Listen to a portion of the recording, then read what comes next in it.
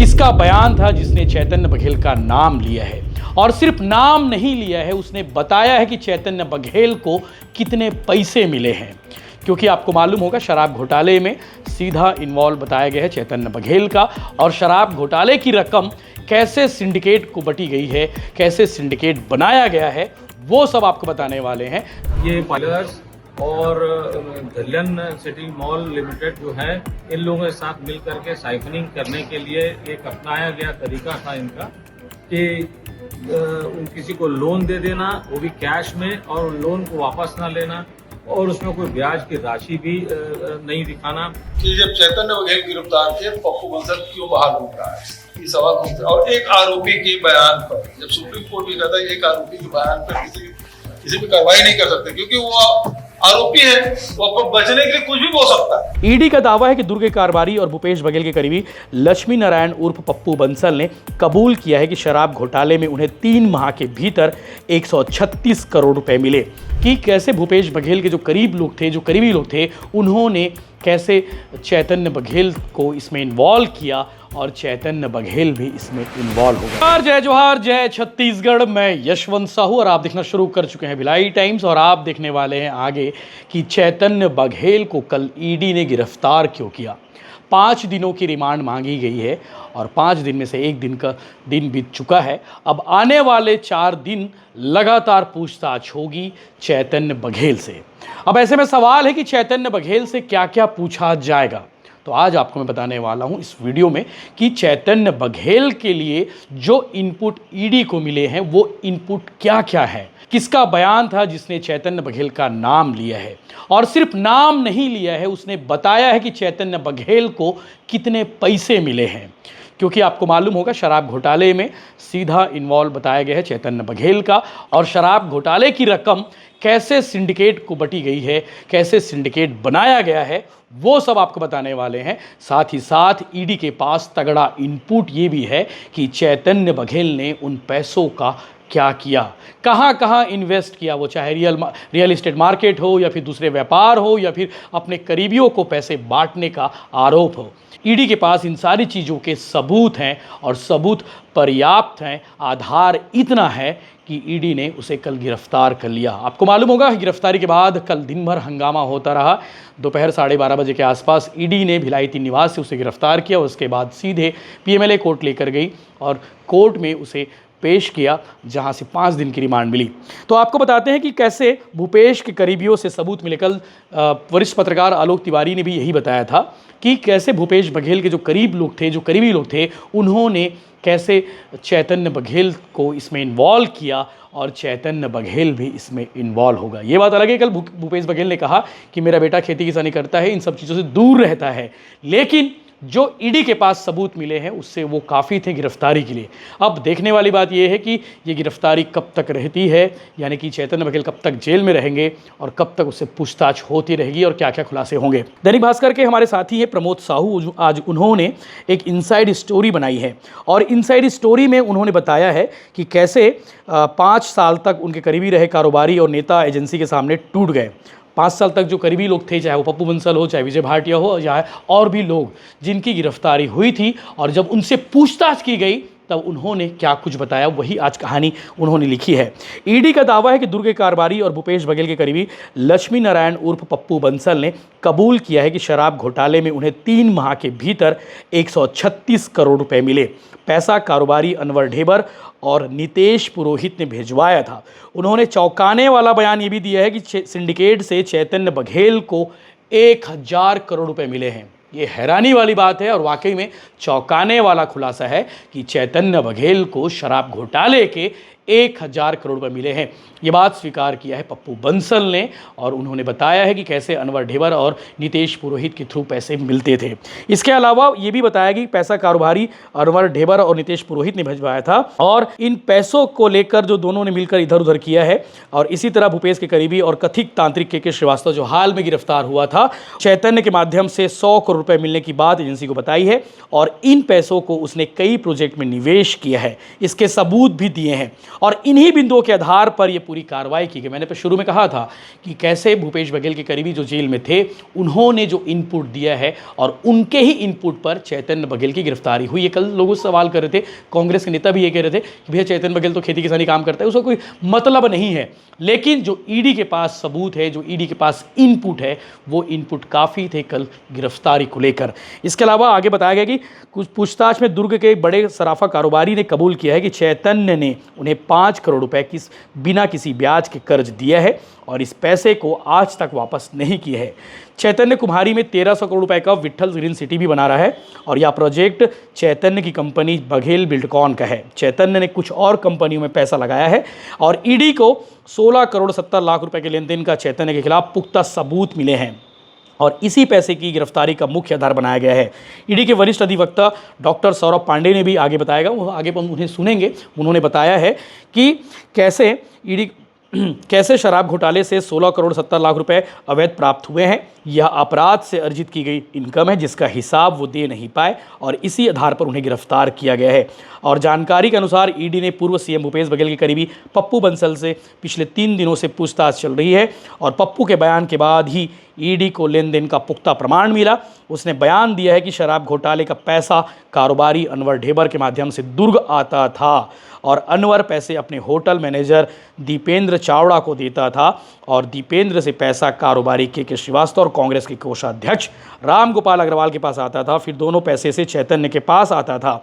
चैतन्य और वह खुद पप्पू बंसल पैसों के अलग अलग जगह निवेश करता था और हर माह 10-10 करोड़ रुपए 2 बार आते थे, उसे बताई जगह पर छोड़ा जाता था। यानी कि भैया पप्पू बंसल ने पूरा बता ही दिया। ये पप्पू बंसल वो शख्स है, दुर्ग भिलाई के रहने वाले हैं और खुर्सीपार में भी घर है, बहुत जगह घर है और पप्पू बंसल के बयान के आधार पर ही ये पूरी कार्रवाई की गई है।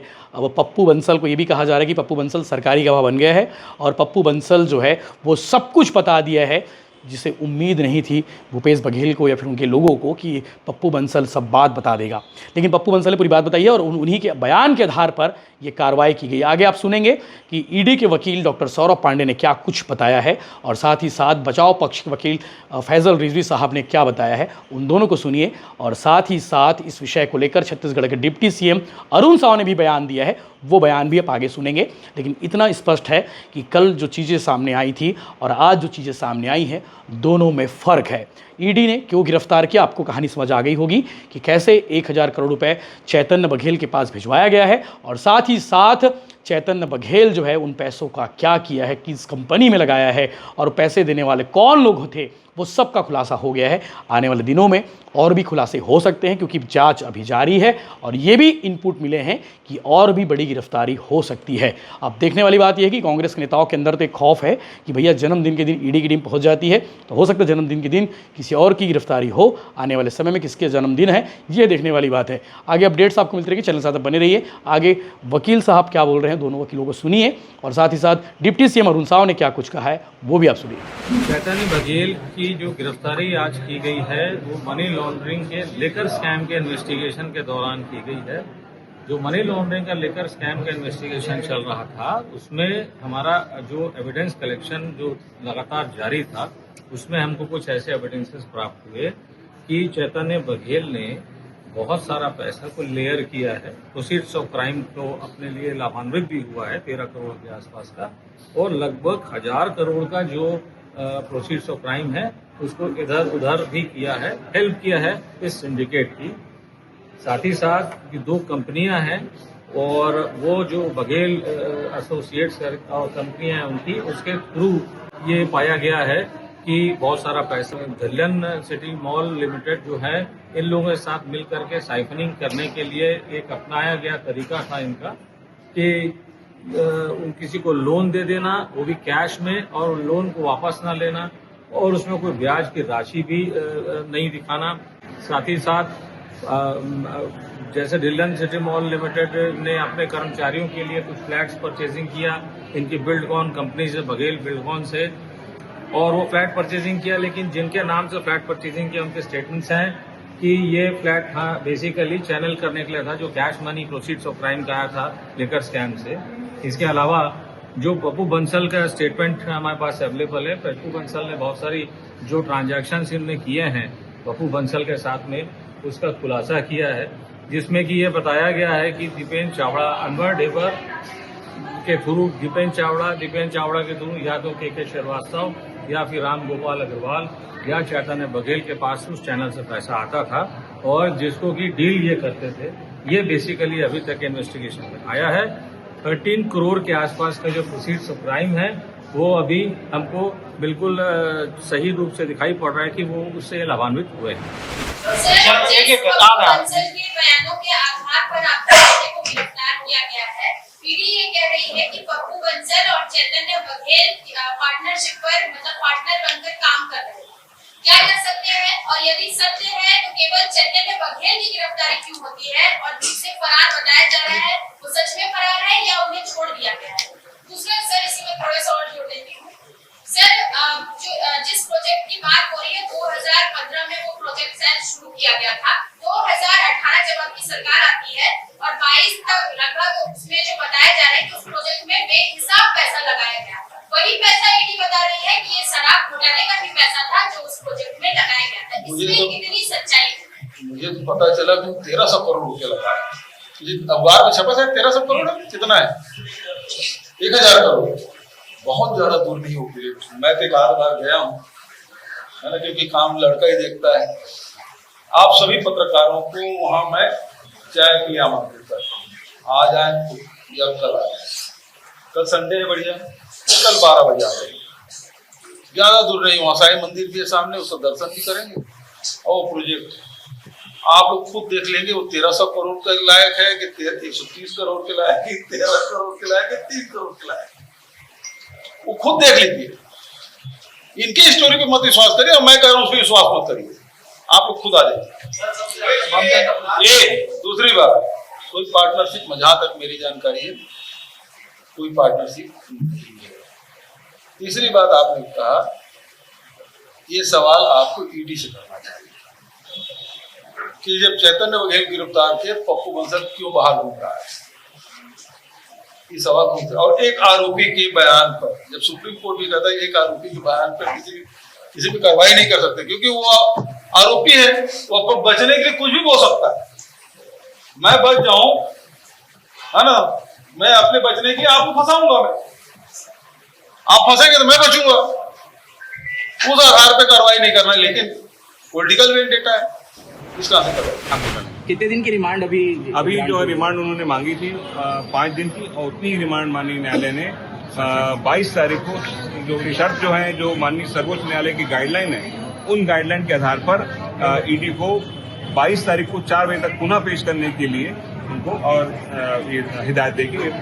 22 तारीख को डेट गई। क्या शर्त दी गई है, थोड़ा बताएंगे कि किसी ये कि उनको जो मानव अधिकार का जो है पूरा ख्याल है, जो माननीय सर्वोच्च न्यायालय की गाइडलाइन है कि उनको अगर कोई बीमार होते हैं तो उनको अभी सीसीटीवी की निगरानी में भी कुछ निगरानी में वो तो है, निगरानी में, और वो सीसीटीवी को प्रिजर्व करके रखने के लिए कहा गया। और ये भी कहा गया है कि जैसा पहले कई ईडी के जो और पूरे हिंदुस्तान में योजना हुई उसमें आता था कि इनको रात में जगह के रात भर सोने देते हैं, तो उसमें भी जो माननीय सर्वोच्च न्यायालय के जो दिशा निर्देश आए हैं उसमें कहा गया कि 10 से 5 तक की पूछताछ होगी।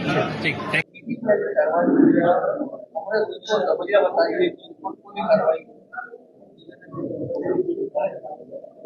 अब ईडी ऐसे ही किसी के ऊपर कार्रवाई नहीं करती है, बहुत सोच समझ के करती है। जो ईडी की कार्यवाहियां हो रही है, ये ईडी की कार्यवाही शराब घोटाले में कब प्रारंभ हुई? ये प्रारंभ हुई कांग्रेस की सरकार के समय ही, जब भूपेश बघेल जी मुख्यमंत्री थे। और जैसे मैं कहता हूं कि ये शराब घोटाले की जानकारी छत्तीसगढ़ के आम लोगों तक पहुंच चुकी थी कि छत्तीसगढ़ में शराब का घोटाला हो रहा है, नकली शराब बेचे जा रहे हैं और शराब दुकानों में 2 काउंटर लगाकर शराब बेची जा रही है और इस प्रकार से घोटाला किया जा रहा है। ये छत्तीसगढ़ के आम लोगों तक जा चुकी थी विषय।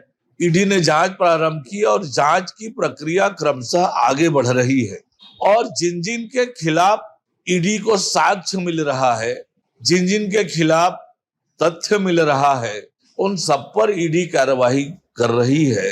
जो कांग्रेस पार्टी के नेता आरोप लगा रहे हैं वो निराधार, बेबुनियाद और केवल राजनीतिक बयानबाजी है।